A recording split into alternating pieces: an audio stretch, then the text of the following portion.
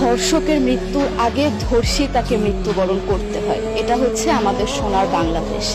একজন ধর্ষকের জীবনের মূল্যটা এত বেশি যে তাকে ফাঁসির মঞ্চে দাঁড় করা যাবে না। আমরা বাংলাদেশে কয়জন ধর্ষকের নাম জানি যাকে কঠোর থেকে কঠোরতম শাস্তি দেওয়া হয়েছে, যাকে ফাঁসির মঞ্চে দাঁড় করা হয়েছে? আমরা কি আদৌ কেউ জানি না।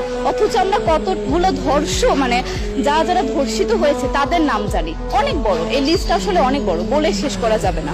কুমিল্লার তনু, মাগুরার আসিয়া, 2 দিন আগেও কিশোরগঞ্জে 8ম শ্রেণীর একটি ছাত্রীকে বাসা থেকে তুলে নিয়ে ধর্ষণ করা হচ্ছে। বাবার হাতে মেয়ে ধর্ষিত হচ্ছে, ভাইয়ের হাতে বোন ধর্ষিত হচ্ছে। আমরা আসলে নিরাপদটা কোথায়? আমার মনে হচ্ছে আমরা যেন আইয়ামে জাহেলিয়া যুগে চলে গিয়েছি। মাঝে মধ্যে মনে হয় এর থেকেও খারাপ সময় আছি আমরা, কারণ ওই যুগে মেয়েরা অ্যাটলিস্ট সম্মান নিয়ে মৃত্যুবরণ করতে পারত। জন্মের পরপর জ্যান্ত মাটিতে পুঁতে দেওয়া হতো, আর আমাদের ধর্ষণ করে নির্মমভাবে তারপর মৃত্যুবরণ করতে হচ্ছে। যদি সরকার আমাদের ওই নিরাপত্তা নাই দিতে পারে, তাহলে সরকারের কাছে আমাদের অনুরোধ, আমাদের জ্যান্ত মাটিতে পুঁতে দেখ। আমরা বেঁচে থাকতে চাই না, আমরা সম্মান নিয়ে মৃত্যুবরণ করতে চাই। আমরা এই দেশে থাকতে চাই না যে এই দেশে আমাদের কোনো নিরাপত্তা নেই, যে এই দেশে রাস্তা দিয়ে হাঁটলে আমাদের মধ্যে একটা আতঙ্ক কাজ করে, তখন কি না কি হয়ে যায়। আইন উপদেষ্টা বললেন যে ধর্ষকের নাকি ফাঁসি দেওয়া সম্ভব হবে না, তাহলে নাকি নিরীহ মানুষকেও মাঝে মধ্যে ফাঁসির ব্যবস্থা করা, মিথ্যা মামলায় ফাঁসিয়ে দিয়ে ফাঁসির ব্যবস্থা করা হতে পারে।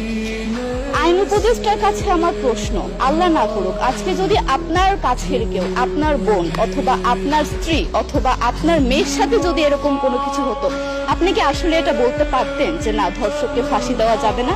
কোনোদিনও পারতেন না। আপনি সবার আগে তার ফাঁসির ব্যবস্থা করতেন, সম্ভব হলে নিজের হাতে মেরে ফেলতেন। তাহলে আমাদের বেলায় কেন এত বৈষম্য? আমরা কি দোষ করেছি? আমরা কি নারী না? আমরাও তো কারো বোন, আমরাও তো কোনো বাবার সন্তান, আমাদেরও তো বেঁচে থাকার অধিকার আছে, তাই না? কিছু হলে মেয়েদের পোশাকের দোষ দেওয়া হয়। আমার কাছে প্রশ্ন, একটা 8 বছরের শিশুর মধ্যে এরকম কি থাকতে পারে যেটা একটা পুরুষকে অ্যাট্রাক্ট করবে, যেটা একটা পুরুষকে সিরিয়াস করবে? সেরকম হলে আসলে ধর্ষণ করা হতো সবসময় প্রাপ্তবয়স্ক মহিলাকে। কিন্তু আমরা আসলে পরিসংখ্যান গবেষণা করলে দেখতে পারি যে ধর্ষক সবচেয়ে বেশি করা হচ্ছে শিশুদেরকে, কিশোরীদের সবচেয়ে বেশি ধর্ষণ করা হচ্ছে। দৃষ্টিভঙ্গি পরিবর্তন করুন, চিন্তা ভাবনা পরিবর্তন করুন, ধর্ষকদের আইনের আওতায় আনুন। যদি আইন উপদেষ্টা অথবা প্রশাসন যদি ধর্ষকদের শাস্তির ব্যবস্থা না করতে পারে, আমাদের হাতে তুলে দেন, আমরা নিজেদের হাতে শাস্তি দিয়ে দিতে পারবো। এই সাহস আমাদের মধ্যে আছে। বেঁচে থাকার জন্য আমাদের যতটা কঠিন হতে হবে, আমরা কঠিন হওয়ার জন্য প্রস্তুত আছি। আমরা ফাঁসি চাই, ধর্ষকদের কঠোর থেকে কঠোরতম শাস্তি চাই।